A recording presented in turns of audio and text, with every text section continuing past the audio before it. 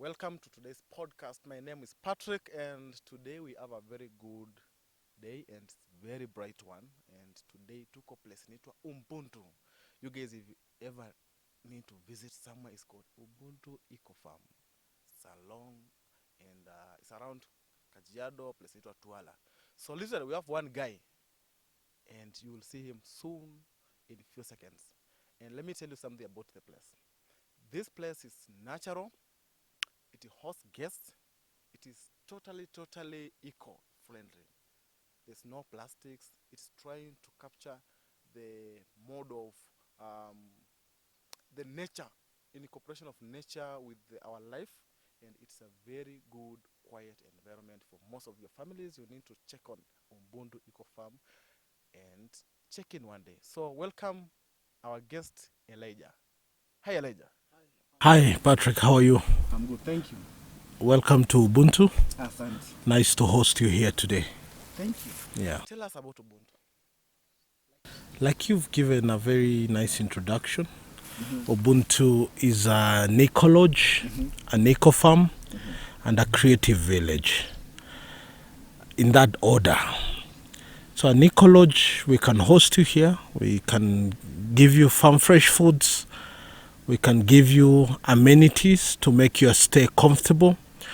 We have a swimming pool, we have a library, we have an art gallery, we have a farm for gardening, we have basketball pitch, we have a gym. So we have all the amenities to make your stay here comfortable with us. Then we have the Ubuntu Eco Farm within the bigger family, and here is where we grow organic farm fresh foods for sale to the market, but also for use by our guests. And then Ubuntu Creative Village. And I would like people to understand Ubuntu as such, because then under the Creative Village, we are very big on art, on music, on leather, on wood, on canvas painting, on aesthetics at Ubuntu. So we are a tripartite. We are a lodge, we are a farm, and we are an art hub. So, you guys, if you need to understand this place, only Elijah can explain. Let me tell you one thing. I've been here several times, and it's totally natural place for you. You guys, you need to meditate, to relax, have your family things. We need to hear more about Ubuntu. What meant Ubuntu to be an eco-friendly zone? Yes, so Patrick, this land, I have to mention it again and again. This was a precious gift from my father. And thank you, Dad. And I know my dad is strong, still alive, still kicking. And very much appreciate that he was able to give me this gift while I was in high school.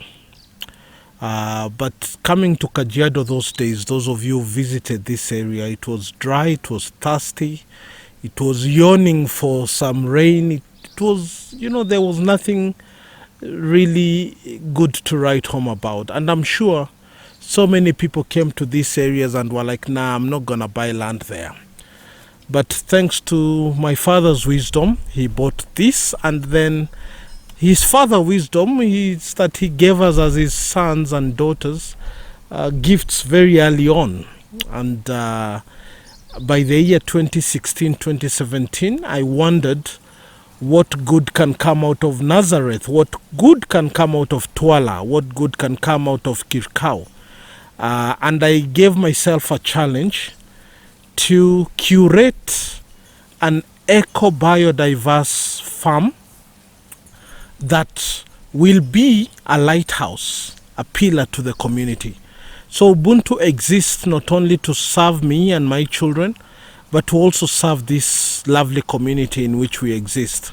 And thanks to Ubuntu, we've planted so many trees, we've planted so many fruits, we have an orchard, we've planted so many flowers, and it is now becoming an example to the community where we exist, and I can see a lot of people learning from us and beginning to green their homes and their facilities around Ubuntu.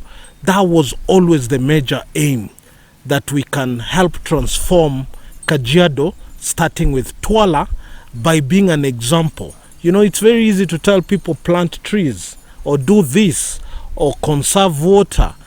But if you haven't tried it and if you haven't done it, it's an empty debe. But once you've done it and they've seen that this is doable, then you can help transform your community. That's one of the briefest things that I've ever heard from an eco-friendly person who loves nature. Now, it's very interesting that you guys will share a drone shot of this place and see. How is it possible your land is green and the others' lands are so dry? It's September, bro. It's September. It shouldn't be that. What's the trick? It hasn't been an easy journey. So, from the year 2016-2017, I can honestly say I have a double cabin. Anyone who knows me in Tuala or in this Olosircon community, they always see my double cabin full of trees. Wow. In fact, they call me Ule wa Miti. I never ever come to Ubuntu without a truckload of trees. And easily those have been more than, because in a week, if you say I have come twice or three times since 2016, do your math. Those are a lot of trips. So all the trees you see here was not an Excel sheet plan that we're gonna do this number of trees in this. No, this has been painstakingly slow. But once you're committed to a purpose and you have a vision, you execute it gently, patiently, consistently. You can see a forest now, but I never saw it.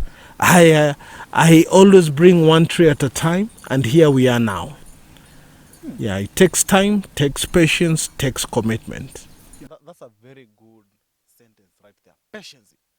Now, the late Wangari Maathai was one of the best tree planters ever. And I think you are next. Because the number of trees is uncountable, and for sure, if you move across the way, a dry land is waiting you. And the question is, bro just survived with one tree at a time. He never brought many trees at a go. It's just one at a time. One trip after one trip after one trip for 5 years. This is a densely populated. And you can see, if we can see 10 meters per square, we can have around over 10 trees.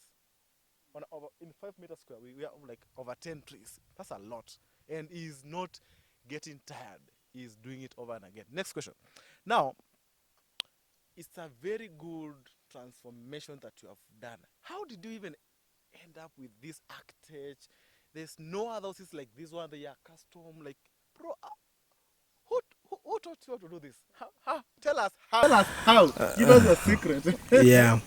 So I get this question a lot, and the truth is, just like the trees, everything else has been slow, has been, I think it in my head, I plan it in my head, then I execute it. I have a canvas.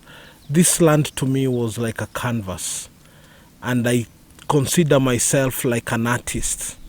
So with each tree, with each cottage, with each greenhouse, with each path, I am drawing the painting that I want to bequeath a legacy to my children and to this community. So I have no master plan printed somewhere in a drawer, no. Every day we look at the place and we change one thing, we grow another, and it has turned out, if people are not lying to me, because I get a lot of feedback and I love consuming feedback. I get feedback that, hey, you're heading somewhere. And honestly speaking, it was never like that from day one. So is the canvas what I always wanted to achieve? Yes. Is it turning what I wanted to achieve? Yes. Is it achieving the purpose when I set out? Yes. Is it fulfilling? Yes. Is it worth it? Yes. Is it conserving the environment? Yes. Is it inspiring more people to think environment, to think farming, to think organic living, to think slowing down, to think nature? It is doing that. So by all parameters, I think I am living a fulfilled life. I am beginning to see the fruits of my labor while I'm still able to climb the tree and get a few fruits down. Am I enjoying this? Yes. Deeply and honestly so. So I have, as much as you're enjoying Bazoo, I'm really enjoying the process. And I can now teach and tell people it is okay to cook on a pot rather than a microwave. Wow. The microwave is quick. Have you ever, eaten food cooked slowly in a pot? Sweet. Tender. Yeah, my philosophy, a younger me was very rambunctious, a Ferrari of sorts. I loved speed. But Ubuntu has taught me the value of slowing down, of taking a day at a time. I have literally seen all these trees grow, all of them. And the tree, one day it's a seed, the next day it's a seedling, and then before you know it, you are sat under a shade. Wow. You can never ever see a tree grow. Never. Even if you came with a torch and decided, you know what, my brother, I'm not gonna sleep. I'll watch it. I'm gonna watch it. You can never. True. No man has the patience to see a tree grow. Yeah. But we all have the ability to enjoy the fruits and the shade that trees give. Wow. Yeah. I'm so much I don't know what I can call it, but I feel motivated by this guy. And there's this thing that has always been troubling me. Bro, I've not seen a single Kenya power cable dropping in this house. Bro, how do we tell us about how do you power this house? Huge, like a 2-story, almost a 3-story. It's a 3-story. How do you power this? So the Ubuntu philosophy that I'm working with is around the African Renaissance. We have a lot of solar in Africa. We have a lot of rain in Africa. We have good weather in Africa. For a long time, we have been saying again and again that Africa is the best continent out there. And a lot of people think we are saying that to just feel good. But that's not the case. We are saying it because we mean it. There is no reason why every home in our villages should not be solar powered. There is no reason why every home in Africa should not be water harvesting when the rains are here. So my philosophy of construction, I am big on green eco construction. So you can notice that all the rooms have big windows. Yeah. So that when you wake up, my brother, the first thing you invite before you join the hustle and bustle of production and shooting is some sunlight and greenery and fresh air. The sunrise, I saw it. You saw it today. Yeah. Beautiful. Beautiful. It can come straight to your room if you want. You feel like heaven, like, bro, heaven is Yeah. So it is possible to construct affordably and utilize the God-given resources that are plentiful in Africa. We have a plethora of sunlight, excess. We have rains that carry us in floods. But it's time we start thinking a little differently and we start tapping the solar energy and converting it and using it in our homesteads. We the era of building with grills and shutting yourself in, we must start embracing green eco constructions. You know, allow some sunlight in, have big windows, plant some trees, you know, allow air to circulate in your homes, have some indoor plants, you know. So these are some of the things that I'm keen to share and teach, even as I seek to learn more, because Africa is not poor. We have so much resource around us. Look at the sun. Imagine if I was wasting all this and still paying Kenya Power bills. So I am very keen to go fully off grid. I'm very keen to collect every ounce of water I possibly can. And I am very keen to live in an ecosystem that allows my soul, body, and mind to thrive. It's only fair to God to use like a steward, like a faithful steward, the abundant resources He so freely gives to us. Wow, that's a very good sort of it there. And the most interesting thing people ask themselves, Elijah, uh, does the government support your idea? Does the government support you? Because this initiative, most of the people that do it, and those did like Wangari Maathai and others, most of them were powered by the government. Does the government of Kenya really know you are here, or you are changing Kenya to be better? Have you ever heard anything about the government or anything or sort of? So, my school of thought again is a bit different. I feel like the government has its role, and us as citizens, we have our role. In fact, citizens have a bigger role than the government. So I rarely feel deserving of anything from the government because, number one, even that government, we are supposed to elect it. So it's subservient to us, you know. If my role is not only to look after what is within my purview, but also to even elect a good government that is environmentally conscious, a government that has a good education system that instills values in the young ones to have a better environment, a government that provides health care. I wish all hospitals were in a forest. You know, everyone will get better in half the time and half the cost. You know, imagine a hospital around a forest.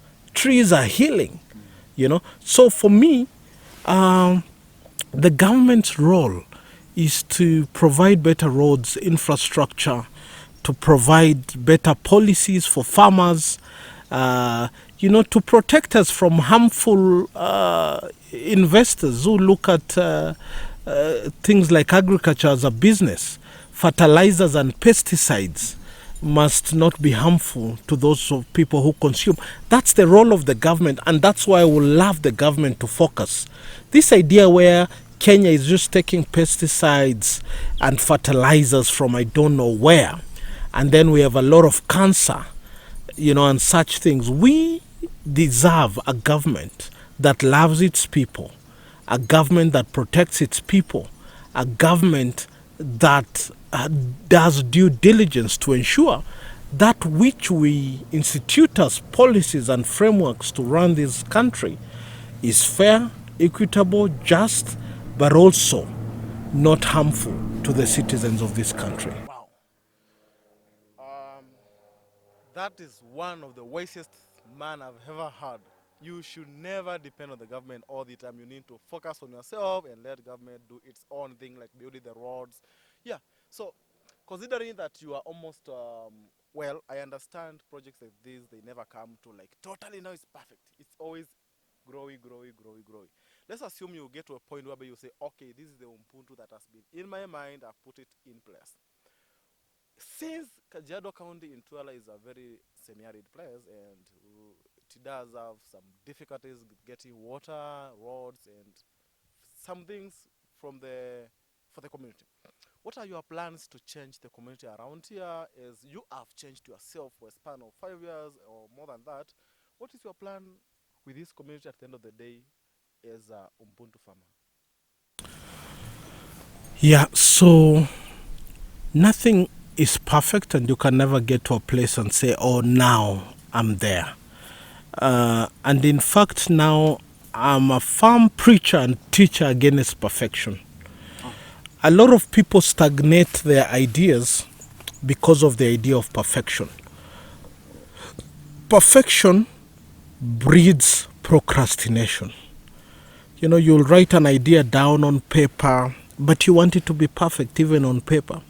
So you start delaying your start and you start procrastinating. And procrastination breeds paralysis. How many people have died? And you know, philosophers say the wealthiest place on earth is not Beverly Hills, is not Qatar with all that oil, is the grave. Because so many people are buried with so many ideas that they never started. You know, even me, I still have so many ideas. Yeah. But what I tell my community now, what I tell my neighbors, what I tell my fellow country people, what I tell everybody who listens to me and who my voice can reach, and I'm trying to amplify this feeble voice as far as I can, is start today. Stagnation breeds mosquitoes, mosquitoes breed malaria. So if you don't start your idea, you're breeding stagnation. Nothing good has ever come out of stagnant water. Anything negative comes from stagnant water. You have bilharzia, you have cholera, you have malaria. But when you're on the move, however slow and however small your pace is, you start seeing progress. So this is what I used to advise my community. Start. Do you want to plant trees? Start with 2 or 3 mango trees.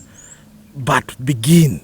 So I started an organization called Ubuntu Green Africa out of Ubuntu that now is focused on working with schools, working with neighborhoods, with churches, to start greening their schools, their communities, their churches, and our roads.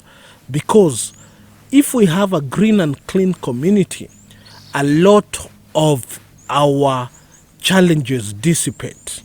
In fact, I dare say, if Kenya instituted a policy around tree planting and green estates and neighborhoods, half the health budget won't be needed, because most of our challenges are around people living and eating unhealthy foods, living in unhealthy neighborhoods, living in unhygienic conditions. So we are spending so much money at the treatment phase, but the preventive phase will have to involve us improving our environments and working so keenly towards having a better community for us and everyone around us. It's interesting that someone can think that you just woke up and started or funded Ubuntu. So let me ask you one question. People say we have some financial difficulties. We have this and this difficulty. And we can see Ubuntu literally spent money. I can see you have spent a lot of money here. And now the biggest question of Kenyans and most of the people who are watching us who love eco-friendly zones always get worried. How much money do I need to start something like this or something of this kind? And because you are here, it will be very delightful to hear your opinion about how to start something like, you don't have to start at a go, but because if I check, I would value this area investment between 50 and 100 million. I would say that. Per se, just my perspective. So give us the secret on how to fund these huge projects. How can we do it? Can we copy you, and how? What's the secret, bro? You cannot copy me because you are unique. Yeah. You are fearfully and wonderfully made. Oh. Yeah, so that is a very important question, because I said earlier, a lot of us are paralyzed by fear, because when you start a project, you start thinking of what makes it difficult, and so you don't even plan to begin. So for me, the most important thing is for you to have a mindset and a value system that you've decided in your heart, body, mind, and soul that this is the direction you want to take. Because I'll tell you, I have friends and they visit me here. So many of them have earned so much more than me in their lifetime. So many. But our investment philosophies are very, very different. You know, there are people every Friday, they will have a bottle of Hennessy and Glenlivet, which are 20, 30,000 gone every weekend. You know, so, but if you decide that I'm gonna build a legacy and build something that outlives me, then you will fuel that ambition with dedication, with a plan, because if someone can afford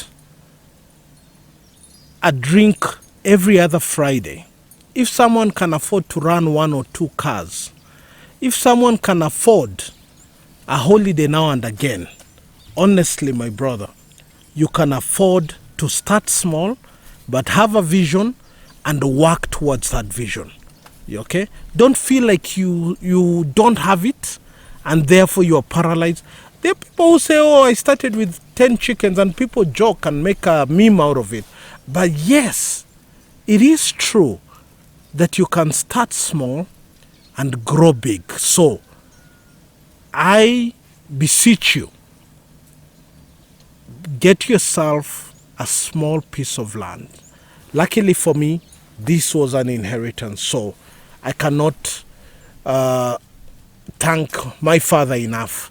But I've also had an opportunity to buy a few more properties that I'm seeking to develop now, and start a goat farm, and start a orchard, and start a bird sanctuary. There is so much you can do, and never think of a place near a city. Always go where people don't want to go. There are places in this country where land is 50,000. There are places in this country where an acre is still 30,000. Why are we all infatuated with land in Karen or Muthaiga or Runda or Nakuru town? No. Then it becomes costly. And then you can rightly say, I can't afford it. But if you move out of the cities and find workable land and start slowly, I tell you for sure, you will achieve an outcome over the time that will be worth talking about. Wow. Wow. That that is masterpiece. So thank you so much for coming today. We have a guest speaker, Elijah, the co-founder or the founder of Ubuntu Eco Farm, and he also does some other things like financial advisory, more and more. We'll be having him soon, days after days. We'll be having episodes every now and then. So make sure to check in and get tuned. Much for following up with us. And this video has been brought to you by Ubuntu Eco Lodge by Bazo Studios. Thank you so much for business. And if you really need to have a setup like this, like a mobile podcast, you need to contact us on bazostudios@gmail.com, or just call us on telephone 0700 633 036. If you are not in Kenya, you can use +254 700 633 036. And again, we are launching very soon. Our website will be bazostudios.com, and it will be one of the best feeling to serve you. Thank you so much, and have a great day and night ahead. Bye.